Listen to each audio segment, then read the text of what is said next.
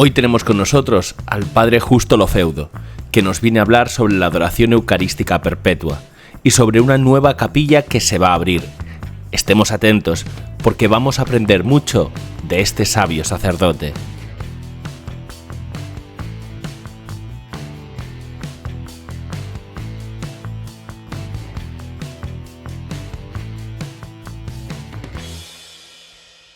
Hoy tenemos con nosotros al padre Justo Lofeudo, sacerdote argentino, misionero de la Santísima Eucaristía.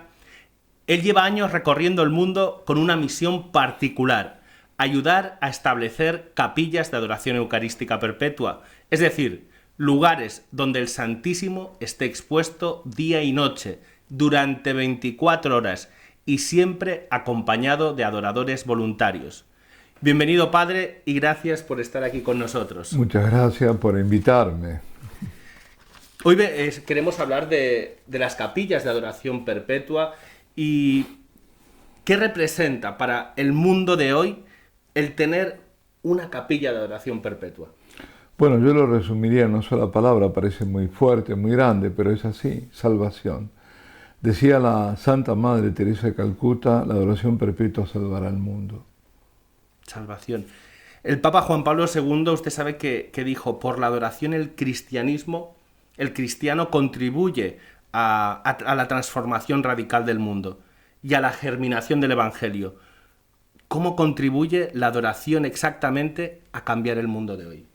Bueno, contribuye empezando por quien transforma al que adora. Es decir, la adoración es Dios te transforma cada vez que estás adorando. Cada adorador es transformado, pero esa transformación no se detiene ahí. Lo vemos, ¿no? El plan de salvación, ¿de dónde parte? De la persona. Es decir, la persona que camina hacia el Señor, hace un camino de perfección en el amor, hace un camino de unión con Cristo, es decir, hace un camino de santidad, que todo esto son en el fondo sinónimos. Al ser transformada, ella misma es vehículo o es instrumento de transformación de otros, de salvación. La salvación no es una aventura personal, es yo me salvo y ya está. Mi salvación implica la salvación de otros. Entonces, esa transformación es como una onda expansiva, ¿no? Donde se concentra en personas que han dicho sí al Señor, que están dispuestas, que quieren acercarse. Porque en definitiva, ¿qué es la adoración? También es un permanecer con Él, es un acercarse, es estar lo más cerca que se pueda. Y a partir de ahí, de esto, de esa persona, está influyendo sobre otras. Entonces, es eso, no lo tenemos que ver como algo, es decir, solemos ver las cosas, digamos, en macro, ¿no? Es decir, la visión macro, entonces, no. Esto comienza a lo pequeño, la salvación comenzó de lo pequeño, comenzó en Nazaret, en lo oculto, y comienza también en lo oculto de una presencia de Dios en la Eucaristía, que yo descubro ese secreto de esa presencia, y además que descubro, me hago, digamos, partícipe de esta obra, porque Él me atrae y yo voy a Él. En definitiva, la adoración que es un responder, porque quien viene a nosotros es Él en la Eucaristía. No es algo que nosotros hacemos, sino algo que respondemos a un llamado, y ese llamado es un llamado de salvación, porque Dios me ama y ama a todos, y quiere que yo también sea instrumento de salvación para los demás. Usted dice que no hay que ver, ¿no?, esa visión grande de las cosas. Y está muy bien, ¿no? Porque yo pensaba, mientras lo estaba diciendo usted, a veces que queremos organizar grandes actos de evangelización para cambiar el mundo, ¿no? Y piensas, no, pero es que Dios actúa de otra forma, porque la salvación del mundo pues llega en una noche, en Belén, en una cueva, todo escondido, ¿no? Exacto. O sea, parece que Dios le gusta hacer así las cosas. Y que esa salvación, que es salvar el mundo, comienza por mí.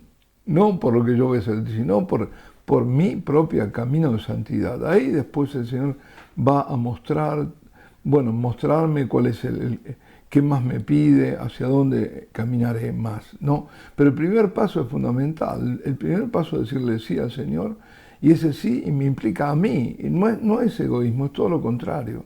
Es decir, no hay nada menos egoísta que querer ser santo. Claro. El que quiera ser santo no es para él, es para Dios y para los demás.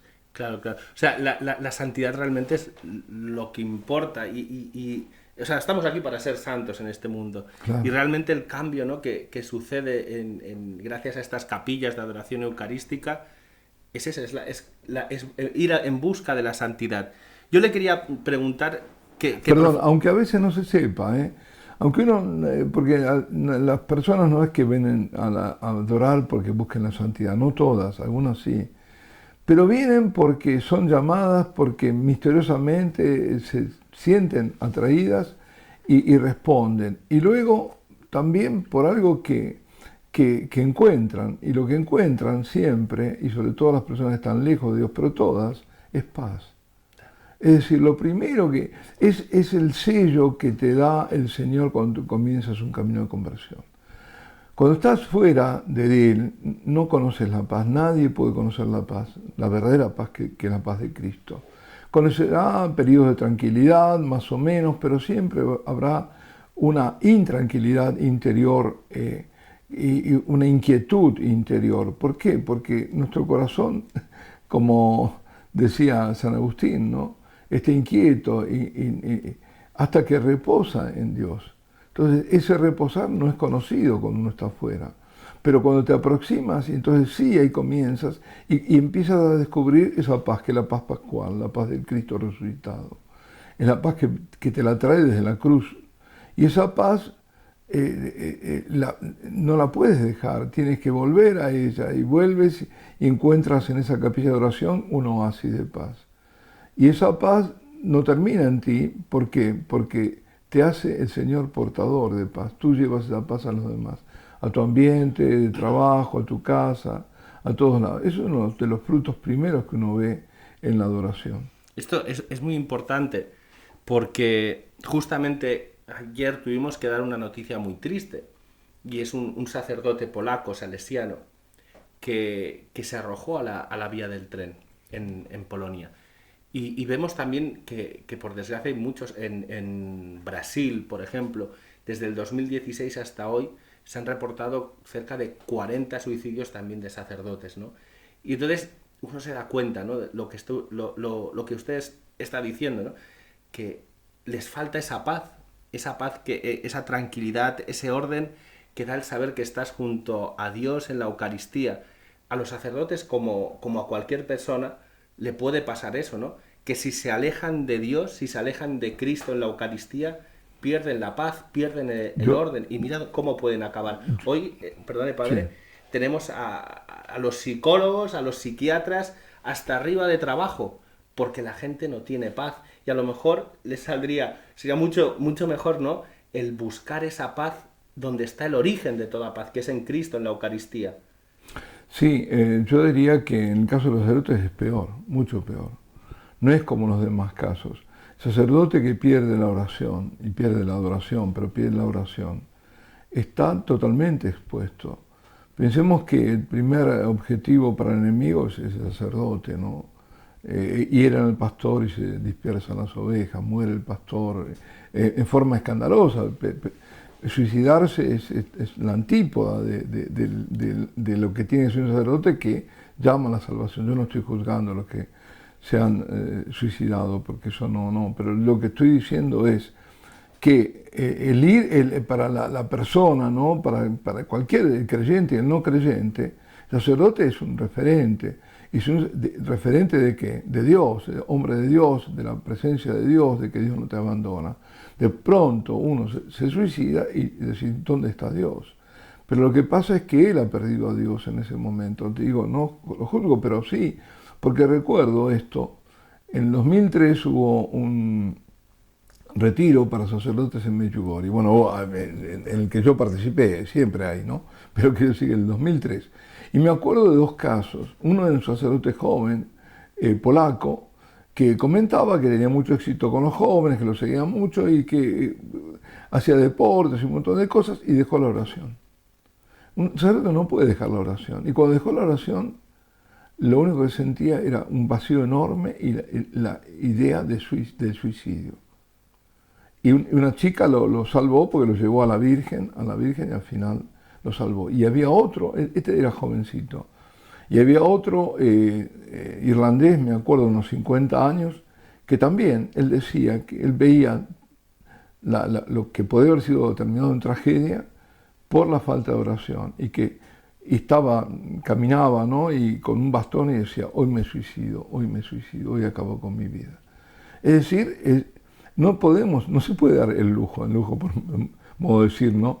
El correr el riesgo de perder la oración, porque es nuestro vínculo, nuestra conexión con Dios. Si yo me aparto perder la oración es perder el vínculo, perder mi diálogo, ir por otro camino. Y por otro camino, claro que ocurre esto. Y yo también me enteré de otro caso lamentable, porque también esto pasa, de alguien, un sacerdote, que durante muchos años enseñaba yoga. El yoga es contrario, no existe un yoga sin hinduismo, ni hinduismo sin yoga. Y lo mismo con el budismo, ¿no es cierto? Es decir, es ajeno totalmente, no es una gimnasia, no tiene nada que ver con eso. Es otra cosa. Y claro, lo llevó al suicidio. Estamos cambiando la espiritualidad católica por otras espiritualidades o directamente por nada, por la indiferencia, como el sacerdote que contaba. Pero me alegra pues también escuchar lo que decía usted antes, ¿no? Esa paz que transmiten estas capillas de adoración. Y es normal, porque es que allí está Cristo, ¿no? Está Cristo presente bajo las especies del pan y del vino. ¿Qué le pasa a una persona? ¿Qué cambios nota cuando empieza a ir a adoración eucarística, padre? Bueno, lo primero es eso, esa persona por ahí era irritable, es menos irritable, porque el Señor la pacifica. Esa paz la impregna, no es una paz exterior, es una paz que va hacia adentro. No es un mero, bueno, que bien, aquí hay una serenidad. No, sí, lo hay, pero hay una presencia, ese es el tema. Y esa presencia irradia, es la presencia del Señor en la Eucaristía, que irradia gracias, y una de las gracias principales, o inmediata, es la paz. Porque la paz es un bien mesiánico, la paz es lo que el Señor te sella cuando comienzas un camino de conversión. La primera cosa que notas si vienes de otras realidades. Entonces, esa persona empieza a ser transformada, se empieza a apaciguar, aunque ella no se dé cuenta, y empieza a ver las cosas de otro modo, porque empieza a tener una visión sobrenatural, empieza a tener luz. El Señor irradia no solo paz, irradia luz, irradia todo, la luz de la verdad, la luz del discernimiento, irradia amor.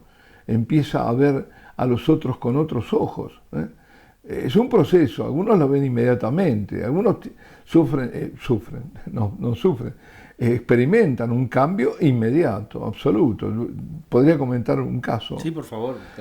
Es el caso de una compatriota mía, se llama María, esta señora. Yo le he comentado esto en el Congreso Eucarístico Internacional en Budapest, porque me parece que es algo tan tremendo, nos indica tanto lo que es la adoración perpetua y el poder de esta presencia. Esta señora sufrió una tragedia enorme, porque perdió 2 hijos, porque hubo un asalto y lo decidieron gravemente, y luego tuvo que afrontar una operación porque decían que había posibilidad de salvarlos. Vende su casa, al final pierde la casa y pierde los hijos mueren. Una señora que más bien pobre, con otros hijos, y bueno, se encuentra en una tragedia, imaginémonos, ¿no? Una gran depresión, una tristeza enorme, y se emplea como empleada doméstica. Y entonces quien la recibe muy bien, no sabe nada de lo que le había ocurrido a esta otra señora, se llama María, la que se queda sin los hijos y sin una casa, sin nada. Y entonces le indica, ¿no? Le dice, mira, haz de cuenta que esta es tu casa, yo mucho tiempo paso fuera, tú te quedarás a cargo, le explica un montón de cosas y le da unas tareas para hacer y no la encuentra en ningún lado. y la ve al fondo de la casa, en un jardín, creo que era, que está llorando, está desconsolada. Entonces ahí se entera, esta otra, ¿no? ¿Qué le pasaba? Y dice, yo te voy a llevar a un lugar. Y la lleva a una capilla de oración perpetua. Y en esa capilla de oración perpetua ocurre el milagro. El milagro de esta persona que estaba hundida realmente en un abismo negro, oscuro, ¿no? Siente una alegría enorme y un amor enorme, tanto que cuando después a este chico, que era otro joven también, el que había disparado y demás, para robar a los otros dos hijos de ella, es encarcelado, ella va a verlo y lo abraza y lo perdona. Y cuando este chico sale, porque además como no tenía, salió después de un tiempo porque no tenía antecedentes, ella le dijo, mira, yo no puedo estar más contigo porque mis otros hijos, para ellos tú eres el asesino de sus hermanos. Y le dijo, si usted me deja, yo termino haciendo lo mismo, termino en la droga, le pido por favor que no me deje. Y no lo dejó. ¿Cómo termina la historia? Que ella y él son apóstoles de la Eucaristía, apóstoles de la misericordia. Van a las chabolas, van a los lugares más pobres a dar de comer, y además él cubre horas de noche donde no se puede cubrir. Mira lo que el Señor hizo en un segundo a esta mujer. Ella además es tremenda, porque de todos lados habla de su amado, y habla de la Eucaristía, y habla del poder del Señor, un poder transformante. ¿Cómo ha transformado a un corazón dolido y seguramente con pureza? Porque para ser así, bueno, pero esta es una historia. Por lo tanto, digamos, eso es lo que ocurre, es decir, en ese silencio, cuando tú entras en una capilla de oración perpetua, que siempre es en silencio, te parece que no hay ninguna actividad. Y es donde más acción hay, porque no eres tú el que hace, porque a veces nos decimos, ¿qué tengo que hacer? Pues no hagas nada, deja que Él haga en ti. Y si no le pongas impedimentos, que Él te va a transformar, y a través tuyo va a transformar a otros. Virtud, ¿no? Podríamos decir, es uno de los cambios que hay en estas capillas de oración. Visión sobrenatural, también nos ha hablado de la visión sobrenatural. Alegría, capacidad de perdón, todas estas son virtudes que uno adquiere gracias a la adoración. Pero, ¿cómo cambia una parroquia que tiene una capilla de adoración perpetua? Cambia porque es lo que una parroquia debe hacer. Una parroquia, ¿qué es? No es un centro de actividades, aunque haya actividades. No es Cáritas, aunque tenga Cáritas. No es, los Boy Scouts, aunque tenga Boy Scouts. No es cursos prematrimoniales, aunque los tenga y los debe tener. Una parroquia es un centro eucarístico, es una comunidad eucarística. Entonces va a la raíz. Cuando una parroquia tiene adoración, va a lo que es, a su esencia, a que es una comunidad eucarística. Todo parte de la Eucaristía y todo vuelve a la Eucaristía. El Concilio Vaticano II dice que la Eucaristía es la fuente y el culmen de la vida, de la vida espiritual de la Iglesia, y es la fuente y el culmen de la misión de la Iglesia. Es decir, todo parte del centro, que es la Eucaristía, para ir, ahora para usar un término que se está usando, ir a las periferias. Pero yo tengo que partir del centro para llevar a Cristo a la periferia. Yo no puedo llevar otra cosa. Si yo llevo a la periferia una fe alicaída, como ocurre en muchos lugares, una fe en donde no está Cristo, ¿qué estoy llevando? Nada, mejor me quedo donde estoy, no voy a ningún lado. Y a esa periferia, eso lo tengo que llevar a Cristo. Yo parto de Él para ir al otro, pero al otro lo tengo que llevar de donde yo partí. Porque en Cristo está la salvación, nada más que en Él. ¿Puede contarnos algún caso de cambio, ¿no?, real en una parroquia gracias a la adoración eucarística? Bueno, es que yo diría en todas las parroquias donde hay siempre un antes y un después. En todo, incluso hasta en lo material, porque muchas parroquias tienen problemas, a veces dificultades, tienen que asumir gastos que no alcanzan. Y sin embargo, basta que poner el Señor y Él se encarga. Porque Él es el centro, es decir, es el centro, hemos centralizado, ordenado la vida, una vida parroquial, pero una vida personal. Cuando yo pongo a Cristo en el centro, todo cambia. ¿Cuál es el gran drama de este momento? en que hemos dejado a Dios de un costado. Es decir, somos excéntricos, ¿no? Hemos perdido el centro. Entonces tenemos que volver a Él. Cuando yo vuelvo a Él, lo pongo, todo se ordena. Y se ordena mi vida, se ordena la vida de la parroquia, de la ciudad, de todo. Yo en eso, bueno, he visto en todas partes, es decir, cambios que tangibles, ¿no?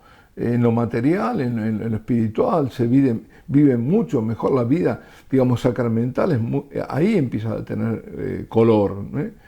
Y sabor, porque se empiezan a vivir los sacramentos, no como algo externo, sino como los medios de salvación. Se vive la misa diferente, es muy diferente. Todo parte de ahí, no hay duda. Podemos decir, por tanto, que el gran cambio de la adoración eucarística en una parroquia es justamente que la parroquia empieza a ser ella misma, es decir, cumple el propósito para que ha sido creado. Exacto, porque se ha perdido, porque si deja de ser esa comunidad eucarística es cualquier cosa. Puede ser una ONG, la misma iglesia termina siendo una ONG y termina siendo filantropía, no caridad, porque la caridad tiene que estar Cristo ahí.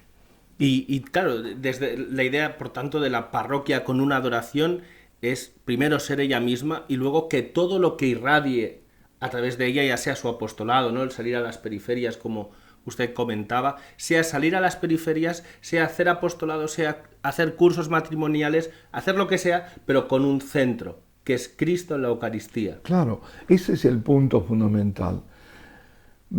Pongamos el caso conocido, las misioneras de la caridad de la Madre Teresa, ¿no? Ellas, todo parte de la Eucaristía. Por empezar, tiene digamos, la rama activa, que es la que más se conoce. Tienen adoración. La Madre Teresa decía, nosotros las misioneras de la caridad, primero pasamos nuestra hora santa con el Señor en el Santísimo Sacramento, para luego pasar nuestra hora con Cristo en el pobre. Es decir, sin eso no se sostiene absolutamente nada. Tanto es así que ellas tienen además una rama contemplativa, que tiene adoración perpetua. Y es la que sostiene a la otra. Podríamos decir que hay como dos, haciendo referencia a Aristóteles, que habla de los extremos respecto a la virtud, que podía haber dos extremos, que quizá uno es evadirse totalmente del mundo, ¿no? Solo centrado quizá en la adoración, de espaldas al mundo, y el otro extremo, que quizá es el más habitual en el mundo de hoy, ¿no? Lo que se llamaba americanismo, es decir, acción, acción, acción, sin la contemplación. Frente a estos dos extremos tenemos la virtud en la adoración eucarística, en las capillas de adoración eucarística. Yo diría que no. Porque eso nos pone como el justo medio, ¿no? Pero aquí no se trata de un justo medio, porque la contemplación en sí misma, el totalmente contemplativo, no es un extremo deleznable, sino querible. Es decir, a ver, toda la vida también de la contemplativa de la Iglesia es la que sostiene todo el resto. Es decir, eso no es que está en un extremo, porque uno cuando piensa extremo, bueno, pongámonos en el medio, que ahí estamos en el justo medio. No. Aquí es algo que es totalmente virtuoso, un extremo, y el otro no, porque el otro está vacío, con sola actividad que no tenga. Lo dice el Señor, le dice, Marta, Marta, ¿por qué te inquietas? Tu hermana, María, ha tomado lo que es necesario, se ha quedado con la parte buena. Nosotros, cuidado, que la traducción dice la mejor parte, no. El original griego dice la parte buena. Es decir, con eso no va en desmedro que no se haga, pero es que todo, si no hay contemplación, si no hay, lo demás se esfuma. Todo tiene que partir de ahí. El Señor es nuestro modelo de adoración perpetua. Pasaba noches enteras en oración y de su humanidad adoración al Padre. Es decir, todo partía de ahí, oraba siempre. Eso es lo que nos tenemos que olvidar. Entonces, si esto falta, yo creo que podría dar error el ejemplo que diste. Correcto. Entonces podemos decir que la virtud, el centro, está en la contemplación. Está en la contemplación, que me lleva a mí a la acción. Hay otros que no están, que estarán solo en la contemplación. y se estarán elevando, pero no están solo para ellos, porque es la contemplación de la iglesia, es para la iglesia. Correcto. Es decir, no es algo que ellos se escaparon del mundo, ¿no? Huyeron del mundo. Y están ahí ellos solos y en forma... No, están pidiendo por los demás. Es los que están ahí, están pidiendo por mí. Es la iglesia que está orando, que se está acercando al Señor, por otra que está misionando de otro modo. Fijémonos además, ¿quién es una de las patronas, mi patrona como misionero? Santa Teresita. Claro. Y Santa Teresita no salió de ahí del convento, es decir, desde su propio convento. Alguien había dicho, Kierkegaard, nada menos que Kierkegaard, que era un protestante, pero un genial, ¿no? Existencialista. Existencialista, pero además existencialista cristiano, ¿no? Un hombre maravilloso, incluso un filósofo y un místico al mismo tiempo. El padre Castellani era a mí también me encanta también. Y Kierkegaard dice, ¿dónde está el punto de Arquímedes, ¿no? De la palanca que mueve el mundo? Dice, está en una celda con un hombre que está ahí orando, contemplativo, en silencio, perdido. Quizá me gusta mucho esto que está diciendo porque, fíjense, todos los que nos están escuchando, cómo que nos pensamos, aquí yo por ejemplo he vertido una opinión, ¿no? Pensando que el centro era otra cosa y cómo nos damos cuenta que vivimos tan metidos dentro de estos errores mundanos que no nos damos cuenta de la verdad, que la mera contemplación, la mera adoración, ese comunicarnos, ¿no? Con el Dios que nos ama, es el fin de todo, es el bien absoluto. No hay que buscar otro justo medio, Él es el justo medio. Exacto, es Él. Está muy interesante, padre. Otra pregunta, hemos hablado de los cambios que se producen gracias a la adoración en el alma de una persona. Hemos hablado de los cambios que se pueden producir en una parroquia, que es importantísimo, es recuperar su centro, su esencia, ser ella misma. La pregunta ahora es, ¿cómo cambia la adoración eucarística mi ciudad? Bueno, tengo un ejemplo. En 2005 pusimos la adoración perpetua en Trieste. En Trieste es en el norte de Italia, ¿no? Ya en el confín con Eslovenia. Y Trieste era la ciudad de mayor número de suicidios de Italia y una de las mayores de Europa y del mundo, hasta el 2005. En 2005 pusimos la adoración perpetua, desde ese momento cayeron los suicidios. Yo me acuerdo que me mandó el párroco dos recortes de diarios triestinos diciendo que en este año han caído más de la mitad, no habíamos comenzado el primero del año, pero igual, más de la mitad de los suicidios. Y lo atribuían a la campaña psicológica. Pero resulta que campañas psicológicas hubo en los años anteriores. Lo que no había era la adoración perpetua. Eso no lo llegaron a detectar, pero sabemos que fue así. O sea, la adoración eucarística, por tanto, tiene efectos que podemos medir, que podemos cuantificar tanto a nivel personal, parroquial, como de mi ciudad. Sí, a veces sí. Algo medimos, porque realmente habrá mucho más que no podemos medir. El Señor irradia desde... ¿Qué decía Charles de Foucault en el desierto? ¿Qué puedo hacer yo aquí? Nada. Estaba en el desierto, en Argelia, ¿no? Creo. Yo aquí no puedo hacer nada, pero él estaba en una ermita, tenía el Santísimo, dice, pero él sí, porque él de aquí irradia. Santa Faustina Kowalska tiene el diario, menciona creo 2 veces, visiones que tuvo. Y estas visiones eran que veía que desde el Santísimo Sacramento que estaba expuesto partían rayos de gracia y de misericordia. Y esos rayos, como los que ella veía en Jesús de la Divina Misericordia, ¿no? Esos rayos tocaban a ella, a las hermanas que estaban en adoración, pero iban mucho más allá. Y llegaban, alcanzaban personas que estaban lejos. Esto que vio ella que es la realidad. Es decir, el Señor toca a ti, te va a beneficiar a ti porque eres adorador, a tu entorno, porque pedirás por ellos, aunque no pidas por ellos, porque tú, como decíamos, irradiarás y llevarás gracias para él. Lo que decía Santo Tomás, ¿no? contemplata alis tradere, ¿no? Es decir, llevar de lo que has contemplado a los demás, de lo que has recibido, llevarlo a los demás, los llevas a los demás. Y eso tiene un efecto. Pero además toca a otros que están fuera, es decir, personas que están lejos de Dios y que no imaginaban entrar en una capilla de oración perpetua, por ejemplo. Lo digo porque tenemos muchos testimonios de personas que decían, yo esto no lo conocía, y esta paz, por eso insisto que siempre lo primero que dicen es la paz, esta paz para mí era desconocida. ¿Quién no quiere la paz, no? Claro. Padre, parece que la adoración eucarística pues, tiene muchísimos bienes. Podemos decir que es el bien mismo, ¿verdad? Porque lleva al bien, el bien es Él, claro. Claro. Pero yo creo que el demonio como que, justamente por eso, porque sabe lo que hay en esas capillas, lo que un alma puede encontrar en ese oasis de paz, como usted ha dicho, justamente lo que transmite a la gente que lo ve desde fuera muchas veces es aburrimiento, cansancio, ¿no? Ahora tenemos una oportunidad, también mucha gente nos puede ver y percibe así la adoración como algo aburrido. ¿Qué le podemos decir? No solo eso, yo te voy a agregar algo más. A la gente, pues nosotros para tener adoración perpetua necesitamos personas que se apunten, que cojan una hora semanal para estar con el Señor, porque tenemos que estar seguros que todas las horas están cubiertas, ¿no? Las 168 horas que tiene la semana. Es decir, que a cada hora haya alguien por lo menos.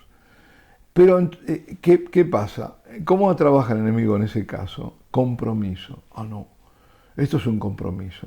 No solo que al otro dice, yo me puedo aburrir. No, además, sobre todo esto, el compromiso. Hay una palabra que estamos viendo en una sociedad hedonista. ¿Y por qué? Porque busca el placer, y a buscar el placer lo busca mal, porque el verdadero placer es estar con el Señor, es acercarse a Él, no encuentra placer, cada vez va a estar peor, y además se vacían las vidas y hasta llegar a pensar que una vida es inútil, ¿no? El camino es el de retorno a Dios, es decir, volver a Él, ¿no? El hombre se empieza a separar en el Edén, pues tiene que volver, ¿no? El camino de retorno a Dios es ese, es un camino fácil. Es decir, fijémonos esto también, qué interesante, ¿no? Ahora lo estoy pensando. En el Edén, el hombre se oculta, porque pecó, porque se separó de Él. ¿Dónde estás, Adán? Y nos dice a cada uno de nosotros, ¿dónde estás, hombre? ¿Qué estás haciendo de tu vida? ¿Qué has hecho de tu vida, no?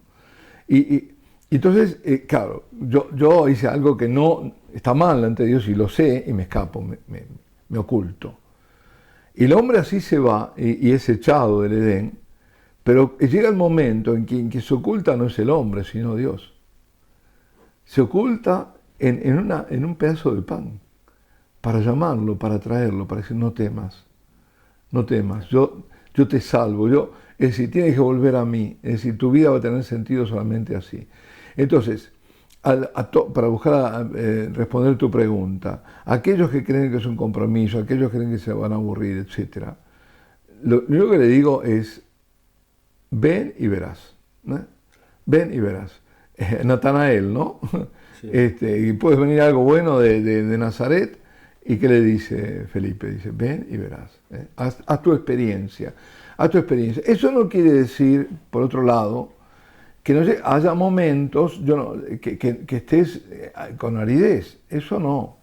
Porque si tú vas solamente para gratificarte, entonces estás de nuevo en ti mismo. Sí. No vas por el Señor, vas por ti. Me siento fenómeno, voy por eso. Entonces el Señor en esos momentos, primero te da regalitos, probablemente, pero después te da aridez. Entonces tú vas por Él, y esa aridez es muy importante porque es una oración de combate, adoración de combate.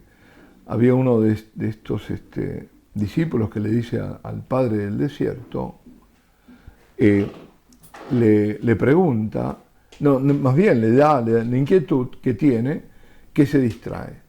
Y yo no me puedo concentrar, empiezo la oración y me empiezo a distraer y mi mente vaga, va por todos lados. Y el padre del desierto le dice que tu mente vaya por donde quiera, pero tú permaneces en la celda. Es decir, cuando a veces no puedo hacer otra cosa, lo único que haces es rezar con el cuerpo. Es decir, yo estoy ahí y yo soy, ¿no?, una unidad, alma-cuerpo, o alma, espíritu y cuerpo si quieres. Pero ahí estoy yo con mi voluntad porque sé que Él está ahí aunque yo no lo sienta.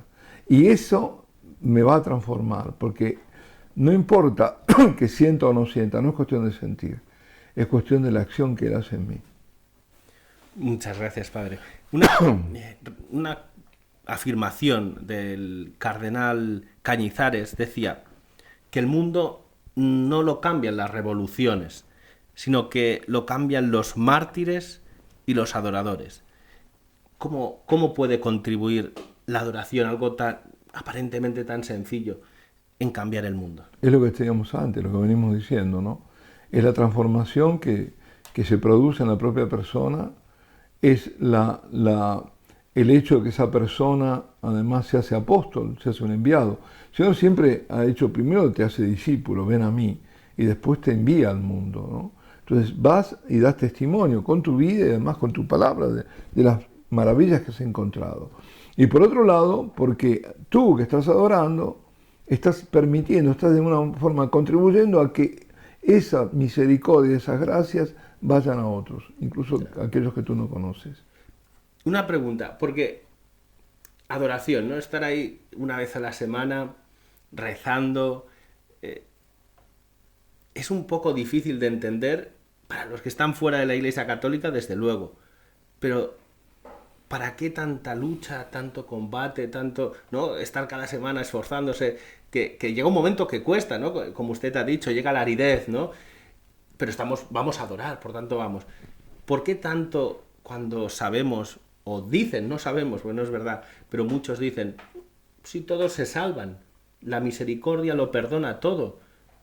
No tiene, en un mundo donde todos se salvan, donde todos van a ir al cielo, donde no hay condenación, donde no hay infierno, ¿tiene sentido hablar de esto? ¿O hay que cambiar la mentalidad porque existe el cielo, existe el purgatorio, existe el infierno? Mira, primero hay que decir a esto, ¿no? Antes de ir al tema este, que es muy importante, ¿no? Porque hay mucho, bueno, error que son errores trágicos, porque en el momento de la muerte se va a mostrar que es trágico eso, ¿no? Quien siga por ese camino. Pero además, no es así, no es que siempre vas, no es un esfuerzo, al contrario. Me acuerdo, me decían en Italia, comentaba una coordinadora a otra, le decía, ¿no? ¿Y cómo hicimos para vivir nosotros hasta ahora sin la adoración perpetua? Porque sientes una atracción y es que no puedes vivir y sientes que tienes que ir y qué sé yo. Eso no quita que a veces tengas aridez, pero no es que es un esfuerzo tremendo, no. Cuando pruebas es que no puedes dejar, porque te das cuenta que es un bien para ti y que te va transformando y que vas conociendo más a Dios, que es lo más importante. Estás cumpliendo con nada menos que con el primer mandamiento, ¿no? Expresado como el de adoración a Dios, ¿no? Solo a Dios, tu Señor, adorarás, solo a Él le darás culto. Entonces, ahí, pero es un dulce deber que uno tiene, no es una carga. Ahora, que a veces puede haber aridez, que a veces yo a veces voy y qué sé yo, no me sale nada, ¿no? Me quedo ahí, pero estoy ante lo inefable, ante Dios, no me salen palabras. Y eso no me tiene que preocupar. Yo no es que tengo que tener oración, a veces dice, tengo que hacer pensar esto, no, tú ve, tú estás expuesto a Él como Él está expuesto a ti. Son dos exposiciones. Yo estoy ahí. Por ahí, una vez le dijo a Santa Catalina de Siena, le preguntó cuál era la oración que más le había gustado. Dijo, aquella vez que te quedaste sin palabras, sin saber qué decirme. Es que el hecho de estar ahí, ya está. Yo a veces no tengo ni siquiera qué decirle, estoy ahí, ya está. Ya está, pero yo estoy por él. Hay un libro magnífico que se llama Incino Ieso, que es de un monje benedictino que está en Irlanda. Él es americano, pero está en Irlanda. Y él dice, yo estoy aquí por ti porque tú estás ahí por mí. Ahora, eso tiene mucha sustancia, porque yo estoy aquí por ti, es decir, yo creo que tú estás aquí, porque tú estás aquí por mí, pero ese estar aquí tuyo, Señor, por mí, es tremendo, porque te ha hecho hacer de Dios hombre, y sufrir como hombre y morir por mí, y además estar oculto en ese pan por mí. ¿Cómo no voy a estar yo aquí por ti? Sí. Entonces, bueno, me perdí un poquito con Todos se salvan, padre. Ah, no, sí, no, ahora vayamos a eso. Eso es una barbaridad. Eso no es católico, eso no tiene nada que ver con nuestra iglesia, eso nunca fue enseñado. Hay que ver todas las veces que el Señor dice que no. Es decir, y cuando habrá rechinar de dientes, ¿no? Es decir, nos habla del infierno, evidentemente, y nos habla de alguna forma también del purgatorio, que no es tan claro, pero cuando dice, ¿viste? Tendrá que pagar hasta el último céntimo, evidentemente que hay una purificación, ¿no es cierto? Y no puede ser de otro modo porque es obra de la misericordia de Dios, porque si no, o vas al infierno o vas al cielo, no tienes otra alternativa. Bueno, Dios, lo que pasa es que hay dos realidades que son eternas. El purgatorio no es transitorio, que es el cielo y el infierno. Eso no tiene que caber ninguna duda si eres católico, porque eso está clarísimo. La misericordia de Dios hay que entenderla como lo que es. Dios es infinitamente justo, infinitamente santo, infinitamente misericordioso. No hay misericordia sin la justicia de Dios, sin la santidad, ni santidad sin la misericordia. Si yo no, una misericordia así, como diría buen mercado, ¿no? Así gratuita, mal, es decir, a ver, una baratija sí, de misericordia, ¿no? Una baratija, a ver, yo te la doy a ti, qué sé yo. Eso es deformación de lo que es Dios, de la verdad, de todo. Y eso lleva a la tragedia de que después Dios quiere que todos los hombres se salven. Ahí está la misericordia de Dios. Quiere que pero no todos se salvan. Porque entre la voluntad de Dios y mi salvación personal está mi voluntad. Yo me salvo en la medida en que sigo a Él y en que cumplo su ley. Pero si yo no cumplo su ley, no puedo pretender salvarme, es imposible. ¿Para qué está la ley si no? La ley está para que se cumpla y para que aquel que no lo cumpla es castigado. Claro. Padre, vemos en todo el mundo cómo las iglesias se cierran, más que abrirse, por desgracia. Y usted está haciendo todo lo contrario, ¿no? Vemos templos que antes estaban abiertos y ahora se han convertido pues, en discotecas, en bares o incluso se han vendido a otras religiones. Pero usted va contracorriente. Usted abre las iglesias 24 horas. ¿Cómo lo hace? Bueno, no soy yo. Yo soy un pobre instrumento, es el Señor el que lo hace.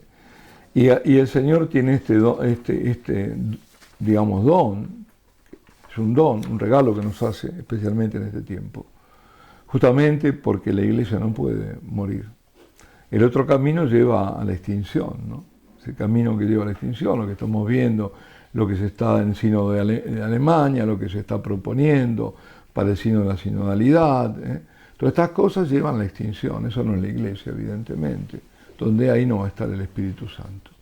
Entonces, tiene que haber, el Señor no puede permitir que su iglesia muera. El Padre no puede permitir, en el medio está nada menos que el sacrificio de Cristo. Entonces, esta es la corriente de gracia que el Señor nos da en este tiempo, donde se ve la iglesia viva. Hay otras también, digamos, movimientos y demás, pero esto no es un movimiento, esto es mucho más. Porque a veces dice, movimiento, por empezar, de una devoción. No es una devoción más. Esto no es devoción más. Esto es fundamental. Aquí no es facultativo, no es optativo. Yo puedo o no puedo adorar. No, es el primer mandamiento, adorar a Dios. Entonces, esto es fundamental. Decía el propio cardenal Cañizares, una vez comentaba, que lo que más mueve en el mundo no son los movimientos que tiene la iglesia, que tiene tantos, es la adoración. Y fijémonos esto, yo hago un cálculo, ¿no? Un cálculo somero, porque realmente la estadística puede ser mucho más, pero tomemos un número muy conservador. 5.000 capillas de oración perpetua en el mundo. Seguro hay más, seguro, porque son números muy viejos. Pero tomémoslo por lo bajo. Tomemos 300 adoradores por capilla, que hay algunos que tienen muchísimo más, otras tienen 200, 300. Estamos hablando de 1,5 millones de personas que semanalmente visitan al Santísimo en el mundo. Pero por cada uno de estos que están inscritos, van 4 o 5 que no lo están. Porque la capilla es eso. Es si tú ves un montón de gente, a veces inscrito, que está inscrito está permitiendo que esos otros 4, 5 o más estén ahí. A veces que van 20 personas, depende de la hora, ¿no? Que la ves llena en la capilla, pero el que está permitido es este. Si este dejara de decir sí o no estuviera, ninguno de los demás puede ir. Eso también hay que entenderlo. Entonces, 4 o 5, estamos hablando de 6 millones, por lo menos, o más, de personas semanalmente que están visitando al Santísimo, en el silencio. Siempre me gusta mucho, me lo han escuchado hablar de este refrán italiano, dice, hace más ruido un árbol que cae que un bosque que crece. Y el mal hace mucho ruido, es muy ruidoso. Por eso no hay que tenerle miedo a todo lo que vemos, un montón de cosas, un montón de terribles noticias y qué sé yo, incluso dentro del ámbito, digamos, católico o cristiano, te dan datos y que viene esto y que, bueno, vendrá o no vendrá, no sé. A mí no me preocupa, lo que me preocupa es estar cerca de Dios, ¿no? Y en cambio, este es el bosque que está creciendo silencioso, en el silencio de la adoración. Y así obra el Señor, ¿no? Usted ha hecho referencia ahora, ¿no? Esto no es un movimiento, hay muchos movimientos, ha mencionado lo que ha dicho el cardenal Cañizares, ¿no? Que ¿no? Lo que da vida es la adoración eucarística. Podríamos decir entonces que el alma de todos los demás movimientos, el alma de todos los apostolados, tiene que ser la adoración eucarística. Es decir, a lo mejor resulta que uno ha empezado un apostolado y no le funciona y no tira adelante. A lo mejor es que le falta el alma a ese apostolado, es decir, le falta la adoración eucarística. Le falta la Eucaristía. De nuevo, vamos a lo que decía el Concilio Vaticano II. Es la fuente y el culmen de la misión de la Iglesia, la fuente y el culmen de la vida espiritual de la Iglesia. La Eucaristía celebrada y contemplada, es decir, yo no querría solamente reducirlo a esta adoración de la que hablamos, la adoración perpetua, que es el culmen de la adoración, sino también la Eucaristía celebrada, porque no nos olvidemos, la Santa Misa es un culto de adoración. De ahí parte todo. Entonces, le está faltando a la misa, le está faltando... No se puede ir a tontas y locas, hay que partir de ahí. Ahí está la Eucaristía, celebrada y contemplada. Sí. Padre, hoy no sé si estaría de acuerdo, podríamos hablar de una crisis sacerdotal, de identidad sacerdotal, una crisis dogmática. La gente no sabe muchas veces los católicos en qué creen. Crisis sacramental o litúrgica y también una crisis moral, porque no tenemos claro lo que está bien y lo que está mal. ¿Piensa usted que la adoración eucarística puede poner freno a esta crisis en la Iglesia? O dicho de otra forma, ¿la adoración eucarística puede frenar la apostasía que estamos viviendo hoy en la Iglesia? Sí, porque es la corriente inversa. La apostasía, que es la rebelión contra Dios. Y la única sanación es adorar a Dios. Es así. Es tan simple como eso. Porque todo eso que tú has dicho, efectivamente, se resume en la apostasía.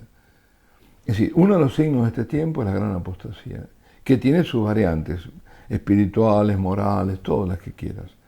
Pero crisis sacerdotal, todo. Pero eso es apostasía. Y esa apostasía lo hemos visto. Durante el confinamiento se cierran las iglesias. Se cierran las iglesias. Se toma a la Eucaristía como posible vehículo de contagio. Es una blasfemia eso.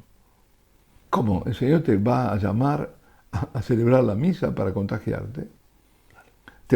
El gel, todas esas cosas. Son signos. Se cierran las piletas de Lourdes, todavía están cerradas. Entonces, si esto no es apostasía, ¿qué es?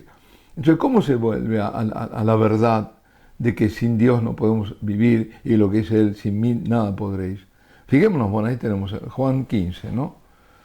Donde dice que Él es la vid y nosotros los sarmientos, y permaneced en mí y yo en vosotros. El que permanece en mí produce muchos frutos, porque sin mí no podéis hacer nada. La imagen perfecta, yo diría, de la adoración es esa. Él es ahí, la vid que nos está nutriendo a nosotros, que somos los sarmientos, que estamos ahí agrapados a Él, metidos ahí, y que recibimos toda esa linfa vital, las gracias, para salir. Pero sin él, si esto no está, nada podemos hacer. Se corta el sarmiento, se seca y hay que quemarlo. Hemos hablado aquí ahora de eso, ¿no? De la crisis dogmática. Usted sabe, a veces ves en la iglesia, oyes hablar de los mismos católicos y te das cuenta que esa crisis muchas veces tiene como referente la Eucaristía, porque muchos cristianos católicos no entienden que cuando estamos frente a la Eucaristía no estamos frente a un símbolo de Cristo, sino que estamos ante Cristo mismo. ¿Usted ha notado esto pero ¿cómo haces para convencerlos o indicarles que es Cristo mismo cuando se recibe como se recibe, con un gesto vulgar? A Dios, ¿cómo se lo puedo dar? A Dios cogerlo de la mano así, que mis manos si no fueran consagradas, y de pie, y no arrodillarme en el momento de la consagración. ¿Quién puede creer en la presencia real? Nadie, porque eso ha llevado justamente a descreer. Decían en Estados Unidos, el 70% de los católicos no creen en la presencia real. Creen que es un símbolo, es lógico. ¿Cómo yo voy a creer que es Él si yo lo recibo como si fuera cualquier cosa? Un objeto y ni siquiera un objeto preciado. Lo tomo como si fuera una galletita. Ahí no puede, está, lamentablemente que está. Eso es la tragedia que está. Esos son los grandes sacrilegios que están cometiendo. Pero es como si no estuviera. Es ningunearlo, no sé, es eso. Entonces es lógico que crean en que es un símbolo. Lamentablemente, pues se ha llevado eso, han quitado reclinatorios, todo. Si a uno le piden a un sacerdote, si lo hace, a regañadientes. A regañadientes. Y algunos se arrodillan y le dicen, levántate. ¿Cómo? Es decir, ¿dónde? Ahí está la tragedia. Que hermanos sacerdotes que han dejado de creer. Y están llevando a la gente a dejar de creer. Y eso es la tragedia. Entonces ahí, claro, ¿cómo va a creer? Es imposible. Sin embargo, está. Podríamos decir entonces que uno de los frutos de la adoración eucarística, de esas capillas de adoración eucarística, sería también poner freno a la protestantización de la Iglesia. Absolutamente. Mira, yo conocí en Austria varios musulmanes que están en camino de, bueno, algunos ya son católicos, otros estaban catecumenados.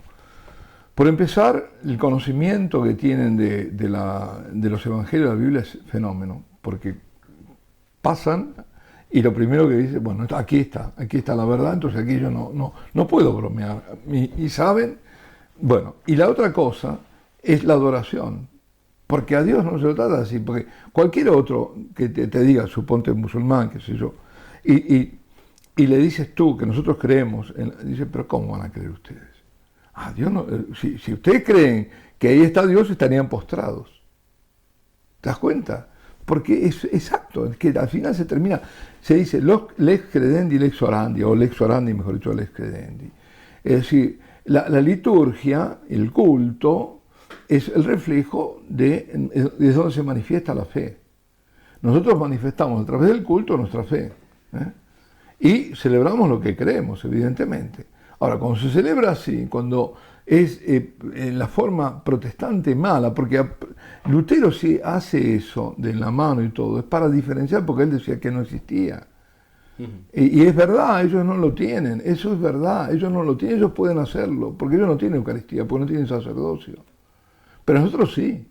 La tragedia es querer asimilarse a algo que es erróneo, totalmente, falso, engañoso, bueno, real, que no lo tienen, pero digamos engañoso.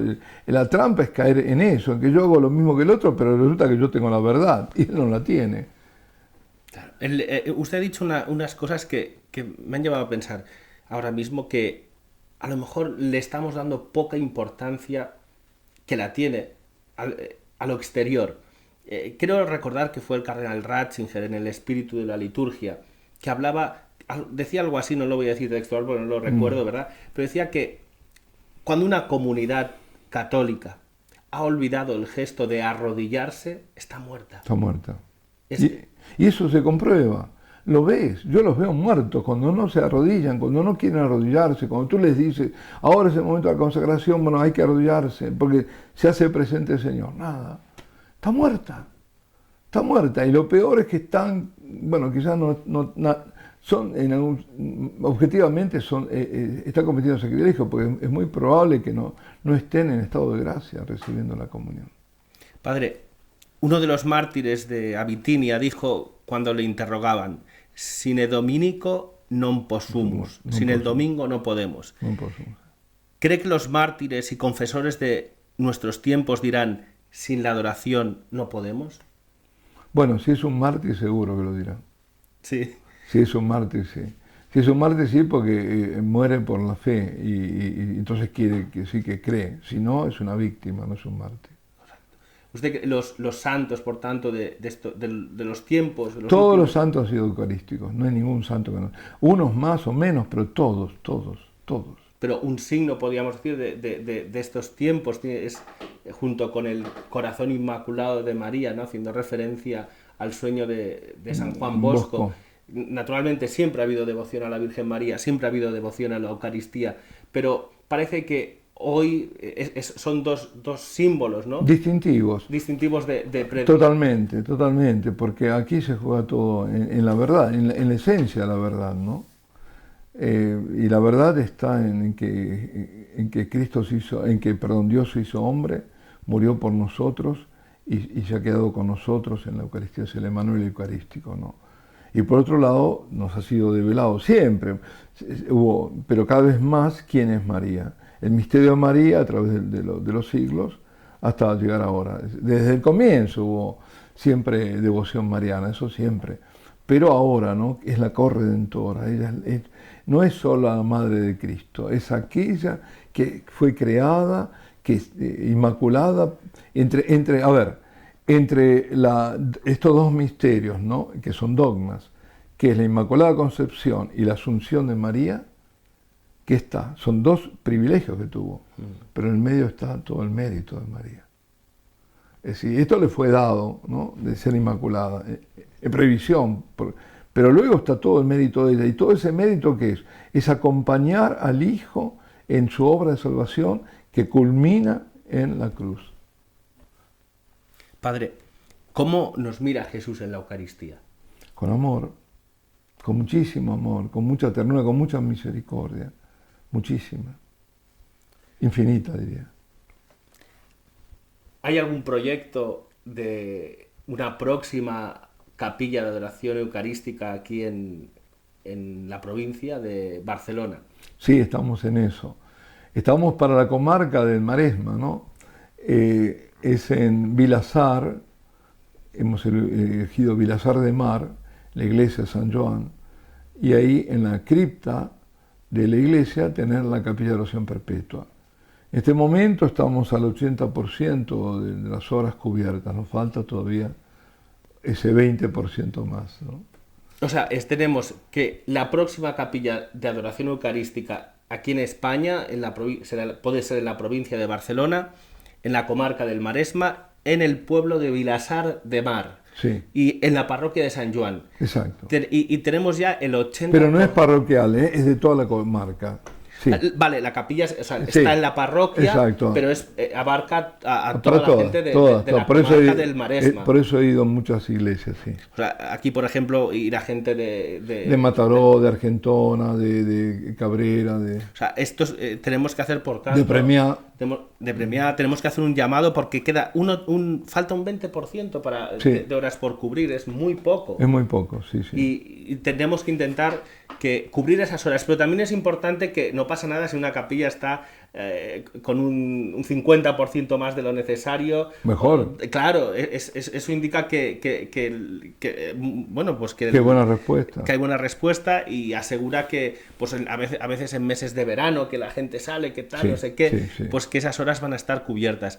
Así que es importante, hemos escuchado las maravillas de la adoración eucarística en nuestra vida, las maravillas de la oración eucarística en nuestras parroquias, en nuestras familias, sin duda también, y tenemos aquí ahora una misión.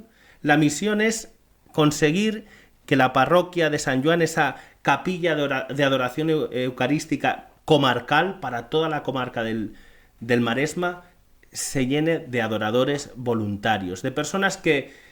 ¿Cuál es el compromiso de un adorador en la capilla de Vilassar de Mar? Compromiso, como te decía, es una palabra que no me gusta. Porque yo digo, es regalarse, ¿no? Que se regalen una hora. Es una hora semanal, es decir, todas las semanas una determinada hora, un determinado día, ¿no? Por ejemplo, yo elijo, que yo, el jueves a las 3 de la tarde. Quiere decir que todos los jueves a las 3 de la tarde voy ahí, a esa cripta, para estar con el Señor. Me regalo ese tiempo, invierto el tiempo. Estamos en Cataluña y en Cataluña se entiende muy bien, ¿no? Sí. En vez de gastarlo, porque el tiempo se gasta y el tiempo que se gasta no vuelve, yo lo invierto. Lo invierto para este tiempo que todavía me queda vivir y para la eternidad. Esa es una rentabilidad del 100 por 1. Exacto, infinita. Muy bien. Pero es eso. Ahora, ¿qué pasa? Porque la primera que dice, bueno, ¿qué pasa cuando no puedo ir? Bueno, en todas partes ocurre que la gente se va de vacaciones, que a veces no puede ir, que tiene algún compromiso, como que yo, tiene que ir al dentista, tiene que, bueno. En ese caso que no se aflijan, porque ya explicaremos, hay mecanismos de sustitución, ¿Quién cubre esa hora? Lo importante es decirle sí al Señor, sin miedo. ¿Miedo a qué? Al contrario. El miedo es perder esto, es dejar pasar este don que Él tiene y que pase y que no produzca ningún fruto. Él quiere plantar su tienda aquí. Será la 10ª capilla de adoración perpetua en Cataluña y la número 72 en España. Esto me hace recordar, porque que en estos tiempos, ¿verdad?, podamos ver que en Cataluña, que es una de las regiones de España pues más descristianizadas, ¿verdad?, pero me hace recordar la profecía, no sé si usted la conoce, seguro que sí, de San Vicente Ferrer sobre Cataluña, que justamente la dijo, no sé si conoce también la historia, ¿no?, que San Vicente Ferrer entraba en Barcelona, en el Portal del Ángel, y allí se le apareció el ángel protector de la ciudad, ¿no? Y poquito antes de eso, San Vicente Ferrer dijo esto, ¿no?, que Cataluña sería defendería fuertemente la fe, ¿no? Estaría muy arraigada a la fe católica siempre. Y es sorprendente, ¿no? Como en estos tiempos, ya digo, una de las zonas más descristianizadas, pero a pesar de eso hay 10 capillas de adoración habrá. Ahora hay 9. Las últimas, fíjate dónde son, Manresa y Gerona. Pues 10 capillas de adoración perpetua en Cataluña. Tenemos que rezar ya para que esta capilla del Maresma, en Cataluña, pues sea una realidad cuanto antes. ¿Cuándo podemos ver a esta capilla abierta? Esperamos que en septiembre. Ya dentro de nada. Y una pregunta, si alguien quiere ir a ser adorador, ¿qué tiene que hacer? ¿Tiene que trasladarse ahí a Vilassar, hablar con alguien, llamar por teléfono? No, lo que tenemos vamos a dejar aquí cómo anotarse. El teléfono y además vamos a dejar el número de la web, donde ahí se pueden también anotar. Pues en la descripción de este vídeo entonces dejaremos el enlace para que todos los que estén viendo este vídeo pues puedan apuntarse a esta adoración. Es importante también compartir este vídeo para que, sobre todo con gente de Cataluña, para que vayan a esta capilla de adoración, para que se apunten. Padre, ¿puede usted lanzar un mensaje a esos fieles católicos de aquí de Cataluña que pueden estar pensando después de escucharle hablar, pues que quieren o les gustaría ir a esta capilla de adoración? ¿Qué mensaje les lanzaría? El mensaje es que no dejen perder esta oportunidad y recordar las palabras del Papa, de ese Papa Santo Juan Pablo II, cuando dijo: no temáis, abridle las puertas a Cristo, abridle de par en par. No temamos en abrir las puertas de nuestro corazón al Señor, porque va a ser para el bien de todos. No dejar pasar esta oportunidad. Y para acabar, Padre, antes de... no sé si sabe que va a empezar dentro de poco la campaña de 40 días por la vida. Entonces, lo primero que hay es la misa inaugural esta campaña que va a defender pues a los niños no nacidos. Sí. ¿No? Y el centro... Esa misa es muy importante también. De nuevo, por todo lo que decíamos, todo parte de la Eucaristía. Queremos que haya una buena campaña, pues a participar de esa misa, a pedir fuertemente en esa misa, porque el Señor tiene las gracias disponibles, pero si no vamos, si no las pedimos, quedan ahí. El fruto de los 40 días Sí. pasa por la... Exacto, esa misa no dejarla pasar. Muy bien. Pues damos las gracias, vamos a acabar ya esta entrevista, ¿verdad?, con el padre Justo Lofeudo. Le agradecemos que haya estado aquí con la familia de Tectón. Y antes de despedirnos, padre, me gustaría pedirle, pues, si quiere dirigir unas palabras finales y si nos pudiera dar su bendición. Sí, muy bien. Yo ante todo os agradezco y pido además para que este apostolado que tenéis, que sea siempre fecundo, cada vez más fecundo, porque realmente llega. Y a todos, esta bendición va para todos los que ven, todos los que están participando aquí. Invoco ante todo a María Santísima, que es nuestra Madre, invoco su protección, su intercesión, así como la de San José. Y os bendigo a todos en el nombre del Padre, y del Hijo, y del Espíritu Santo. Amén. Muchas gracias, padre. Muchas gracias.